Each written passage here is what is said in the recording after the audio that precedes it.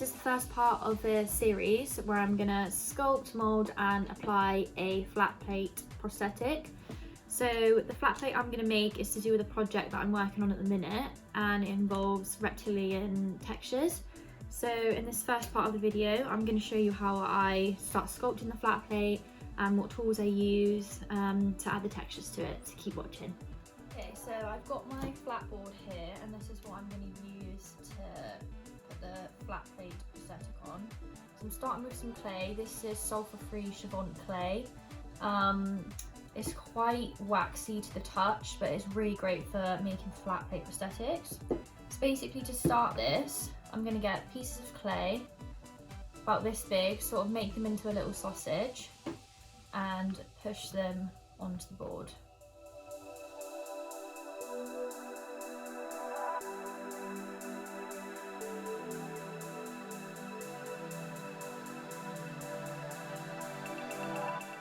Okay, so you can see that I've got all my clay out in sausages like this. So now I'm just going to use my thumb fingers to blend it all out into like a smooth sort of form.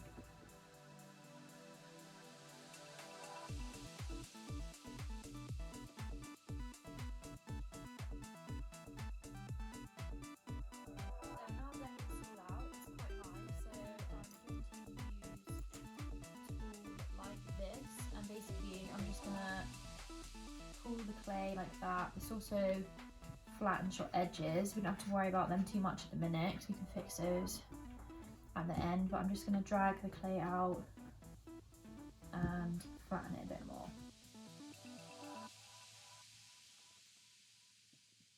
So now I've taken off the clay that I didn't want and made it a better gradient. I'm going to use some lighter fluid.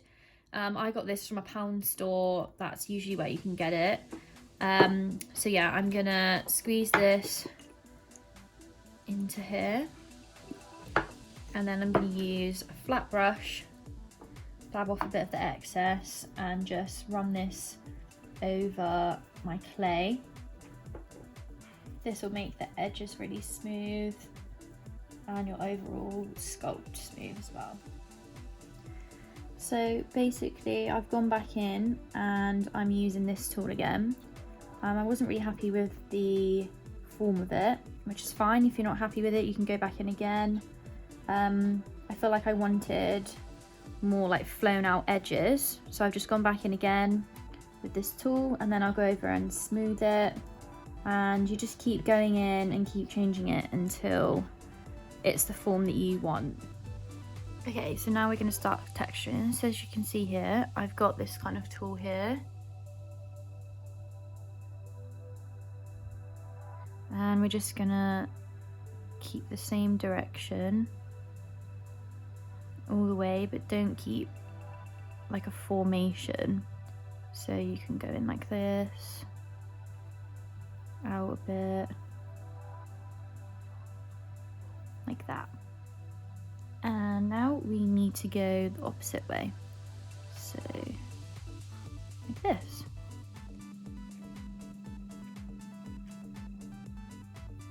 Okay, and now we're going to create the scales. So you basically just want to go in here.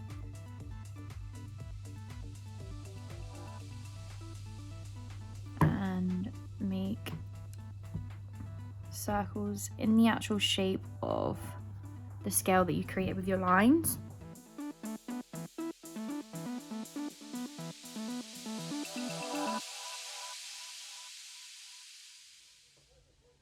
Okay, so now we've kind of got our scaly textures. We're going to go back in with the lighter fluid.